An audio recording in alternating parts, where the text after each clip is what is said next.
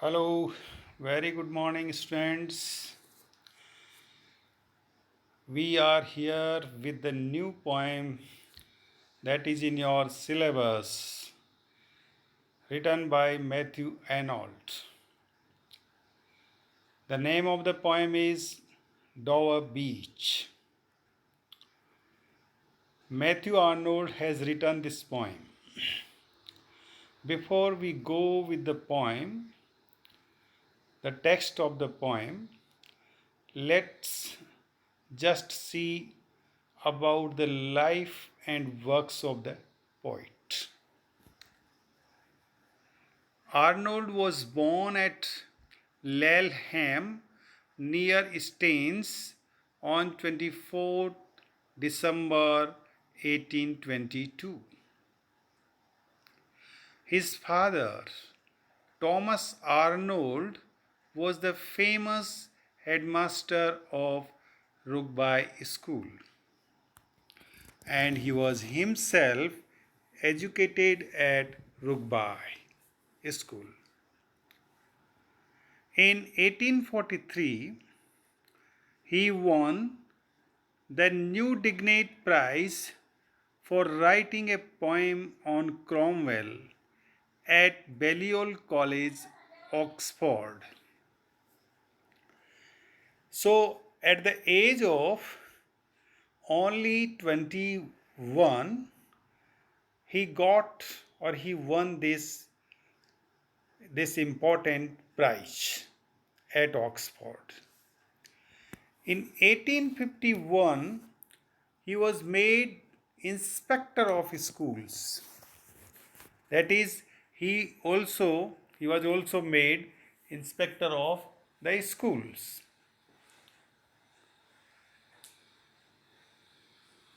Then he married the daughter of Justice Whiteman, and from 1857 to 1863 he was professor of poetry at Oxford. So he had also taught at Oxford as a professor of poetry. He died in Liverpool on 15th May 1888. That is, his life was not so long one. He remained only for 66 years. Arnold is also famous for criticism. He has given a beautiful criticism on poetry.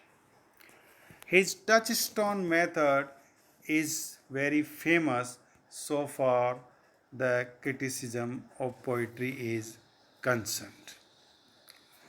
Now let's go with some works that he has written, important works. His first volume of poems, The Strayed Reveller and Other Poems, which appeared in 1849.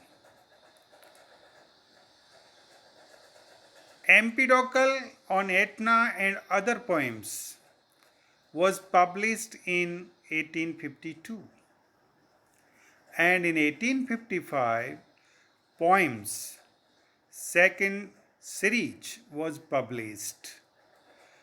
And one tragedy that is named entitled Marop was published in 1858. He also wrote much on criticism, as I told you. As a poet of nature, Arnold bears some resemblance to Wordsworth. So, Arnold is also called the poet of nature. He also possesses penetrating and sympathetic insight in nature, and he believes in its heading power. Therefore, we have some common, some resemblance, some equalness between him and Wordsworth. But he is not a nature worshipper like Wordsworth. Sorry.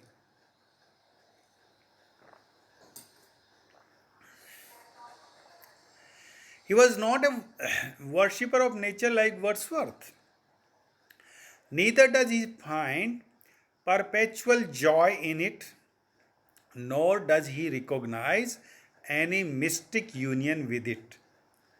Whereas in Wordsworth, we find that Wordsworth has a mystic union with nature, as well as he always enjoys the perpetual delight in nature. He always wants to live in the lap of nature. Arnold writes with a purpose, a definite aim in his mind, and his writings are free from the cloud of passion and imagination.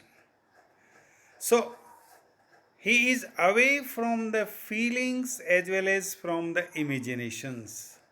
His writings are based on reality, real description, real situation, real conditions, and he writes with a definite purpose, definite aim in his mind. So, according to him, the poetry is not a natural, spontaneous overflow of the thought, but it is poetry is a definite aim, having the definite aim, that a poet writes with a definite aim. So it's not natural flowing, but it is a creation of excessive labor of the mind and heart. It has a certain purpose. Now let's have the Dover Beach. The poem was published in 1867. It expressed pessimism in this poem. The poet's pessimism is there in this poem. He means to say that the world is full of misery. He is not optimistic in this poem. He is not, although in the last stanza there are the words of the optimism or hopefulness with a certain condition. But here he is describing about a disappointment, that is, he is sad with the present world. Even Sophocles sang it, but in olden time men had faith and love for each other. So the song of misery, the song of sadness, the song of melancholy was, he means to say, was also sung by Sophocles, the Greek philosopher, the long time before in the ancient time. But there is difference between that time and this time. In olden time, man had faith and love for each other. But here, Arnold finds in this world no faith, no love among the human beings. And that's why he is anxious, he is sad, he is worried. Today they have lost it and instead fight with each other. So people have lost love and faith, trust among each other, and therefore what they are doing now, instead they are fighting with each other. Instead believing in each other, they are fighting, they are quarreling. The poet is reminded of it by ebbing of the sea at the Dover beach.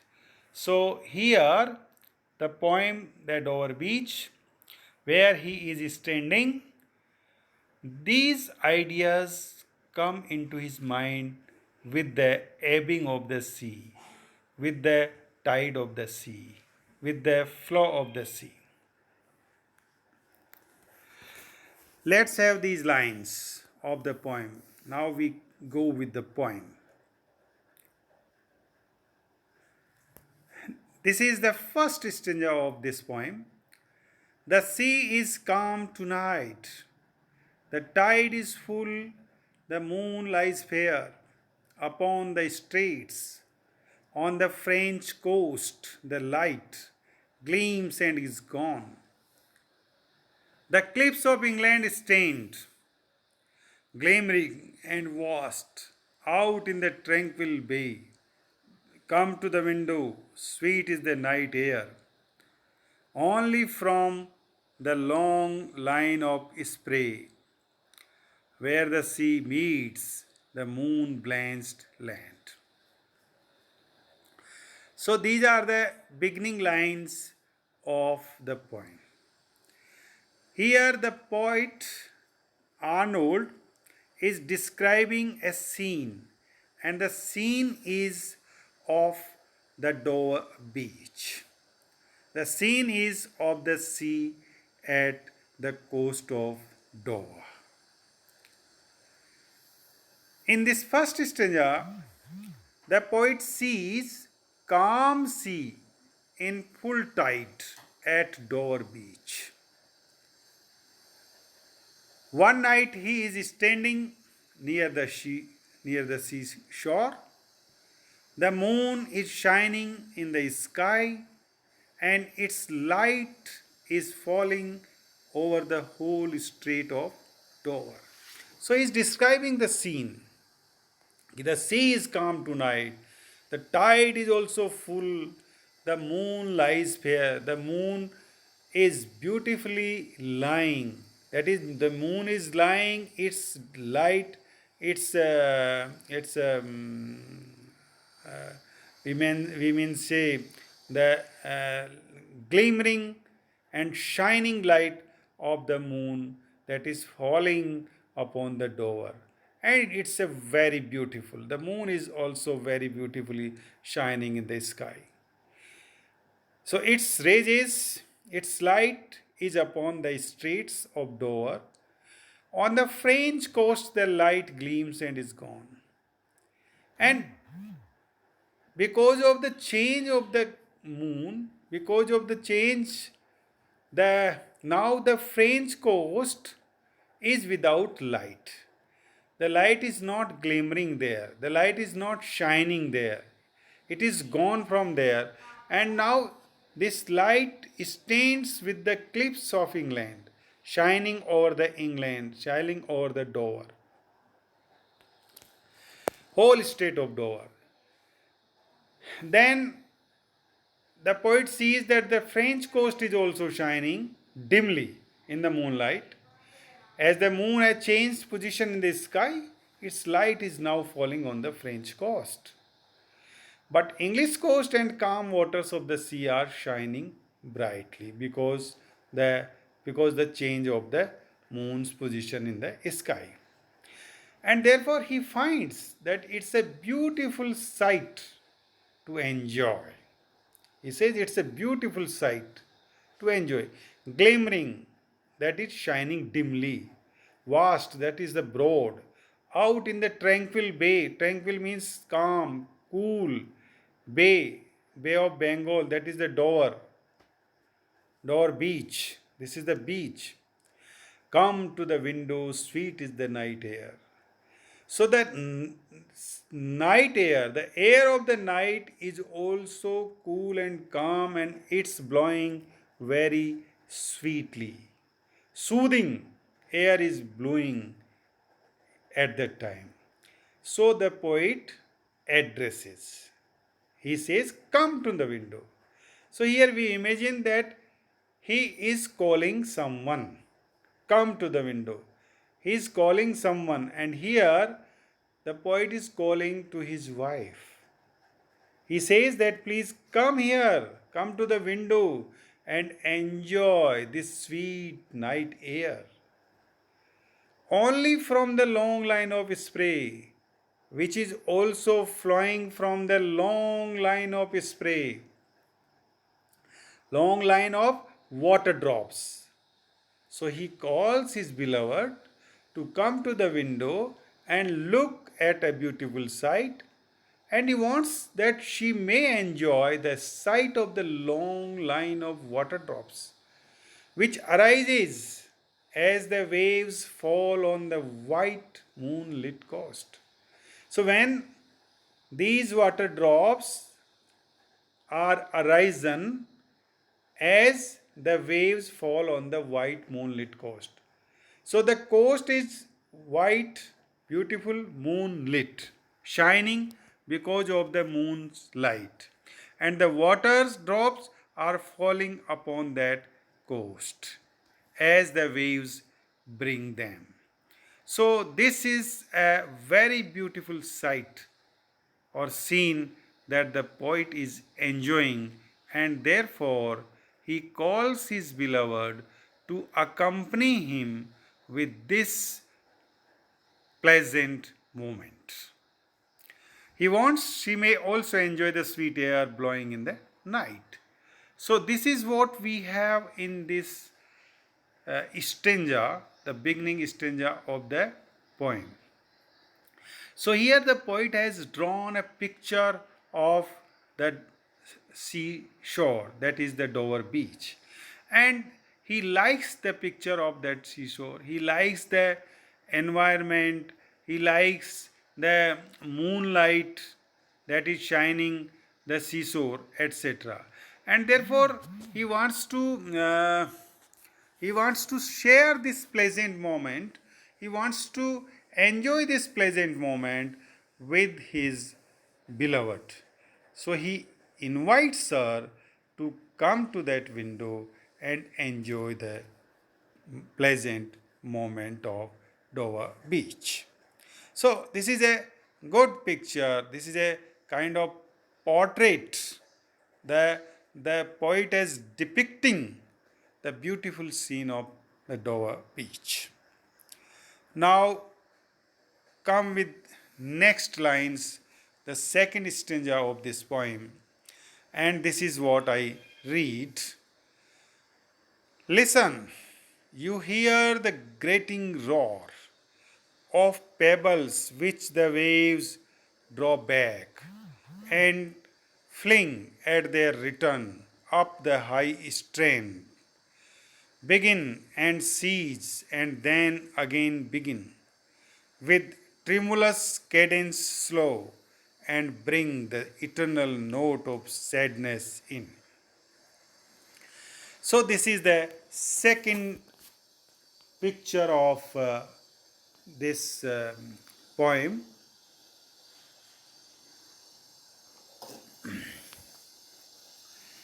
Let's see what he says. He says that sea is now not calm. In the first stanza, you compare and contrast. In the first stanza, the sea is calm. But in this stanza, the sea is now not calm, not peaceful. There are the web and flow of the waves. They have started now. There is the tide. So, addressing to his beloved, the poet says, "Oh my dear, listen, you hear the grating roar. You are also hearing the grating roaring. That is the roaring of the waves, roaring of the pebbles which are brought by the waves and thrown at the seashore while returning, while the water returns. At their return. Means when they return, they flings, they throws the pebbles on the shore. And the water goes out through the pebbles back. So he says, the waves rise and fall on the coast and then they return. So this is the cycling. When you visit any seashore, you will also observe the same circle, same cycling, that the waves brings the water as well as the pebbles with them, and when they come, And when they return, they leave the pebbles upon the seashore and the water goes back. So the water passes over the pebbles. This ebb and flow of the wave is creating a kind of trembling musical sound. So when you stand upon a seashore and there is the coming and going of the waves, it will create a kind of music, and that music will be the trembling music, fearful music. He says begin and cease. See the word begin and cease. So when the waves come and when the waves return. So begin and cease. The music also begins and then cease. And then again begin. So this is the rotation. This is the cycling of the music with the waves coming and going back with tremulous cadence slow. So this music is with a tremulous, trembling musical sound. And this trembling musical sound bring into the mind of the poet what? The eternal note of sadness in. So there in this music, the eternal note of the sadness, eternal note of worry, eternal note of despair, eternal note of sadness, problems, anxieties of life. That is what the poet sees in this musical sound that he hears at the seashores. And this inspires him with the sad thoughts about the world in the mind of the poet. So he thinks about the world, that all the world is full of the miseries. There we have the permanent music of anxieties, pains, suffering in this world. That is what he finds uh, through these waves and hearing the musical sound at the seashore.